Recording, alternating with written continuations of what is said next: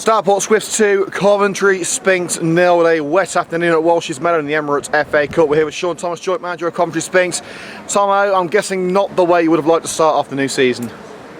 No, stating obviously. I think we haven't had many of these 5 o'clock afternoon feelings where you feel a bit deflated, but like you say, you just said to me there, it wouldn't be enjoyable if you won every week anyway. So the loss starting the season, I mean, they can come at any time, but it's just a little bit disappointing the way it came about today. I thought Stourport did a number on us, to be fair, in a way that when we came across and watched them pre-season, they dropped off, gave up a lot of possession, gave up a lot of space, and they did that today, and it was up to us to be good enough to break them down. When we must have had 80% of the ball, and we weren't good enough to break them down. So that's a frustrating bit. I take that off to Stourport, their manager Quint, that they did a number on us and they did it well. Well, it was an unfortunate start with a potentially unlucky free kick, I think we can call it, with goalkeeper coming out trying to claim it, just strayed over the line, but a very well taken free kick. We can't argue with that, can we? No, and I mean, I'd love to see it again because it looked very tight and it was a bit frustrating, because I think that's you're in the game there.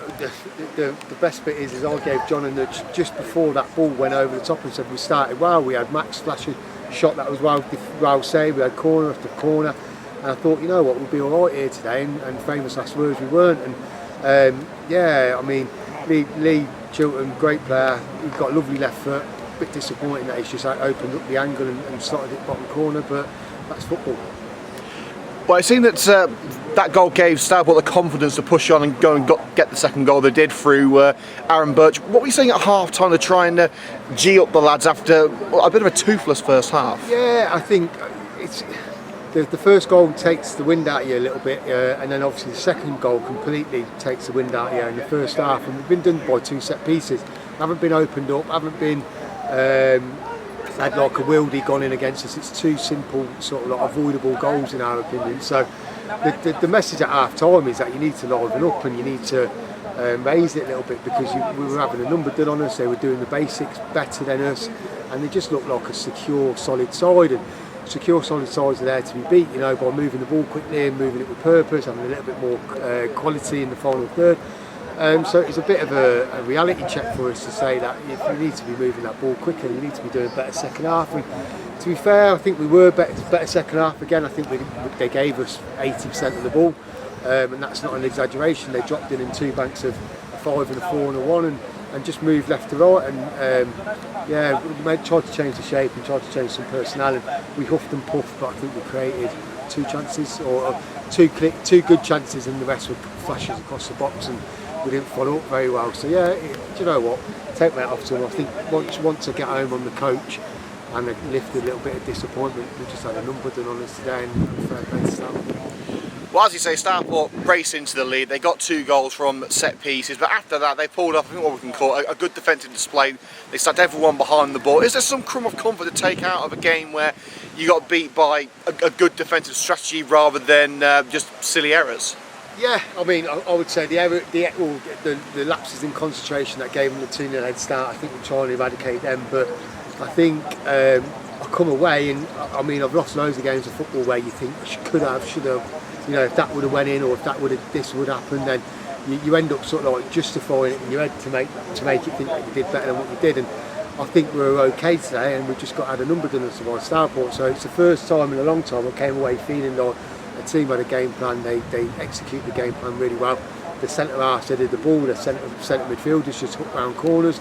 Their wide men looked threatening when they had the ball. But again, I reiterate, I think we had 80% of the ball, and you've got to be better to open up a team that is really well drilled and really sat in, with 2 banks of essentially 5 and a 5, and we weren't, and that's it. That's the moral of the story.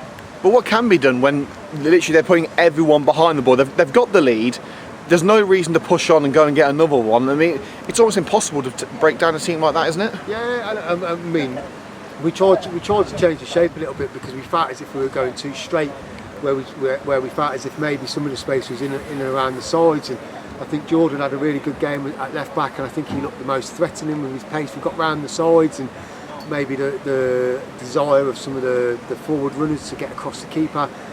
weren't there because he claimed about 5 or 6 crosses, and it's really difficult. We just need to be better. We tried to keep as many players on as could get us a goal, and it didn't come up trumps. And I think there were some just below par performances. If you're thinking about when we're free flowing and flying like we know we can be, I think you open them up naturally because the ball moves a little bit quicker, and we just didn't do that. So yeah.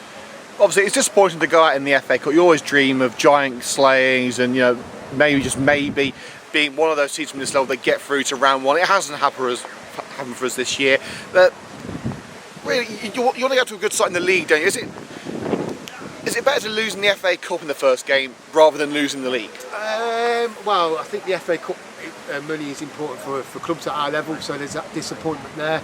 You win, you get your prize money, and then it also guarantees you at least another game in the competition. So I don't know, Liam, I just don't like losing games of football. So ultimately, wherever those losses come, still makes our it just sends your mind into overdrive really about second guessing everything. And I think we just need to relax down. I don't think today we've been beaten necessarily by the better side.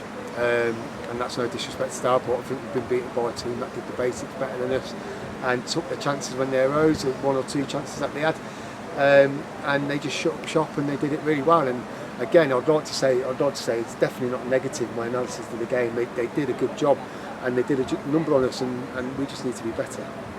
Well, we'll hopefully see a little bit of a better performance next week against Quorn.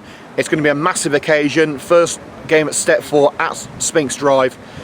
What are you hoping for from that match? What needs to be done to ensure that we get a winning start in the league?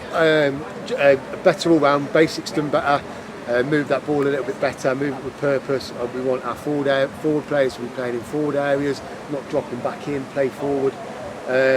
So we'll be drilling that into. We've got 2 more training sessions before then, and we're under no illusions. I think this most probably hits it home a little bit that we are in some ways overachieving with the size of the club, and it's a brilliant club, and I think the togetherness of the lads is going to have to carry us through, because we're going to come up against it, and we'll come up against, again, all due respect to Stourport, we'll come up against better sides than Stourport in the league that we're going into, but possibly we're a little bit more fruitful when teams come at us a little bit more and they give us some opportunities to get in and around them and play forward quickly. So we're hoping that everybody writes us off. We're used to that. And look, we'll aim high and then we'll see where we land come April the 15th, 16th, whenever the season finishes. But we're really looking forward to it. We're not pessimistic at all, we're realists, and if the lads just tidy up a little bit what they did today, I don't think you come away getting beat 2-0, put it that way. But yeah, all credit to Stourport. Well, every journey begins with a single step, and we can't wait for the first step in the league journey next week. Tom, thanks for your time. Thanks very much, Phil.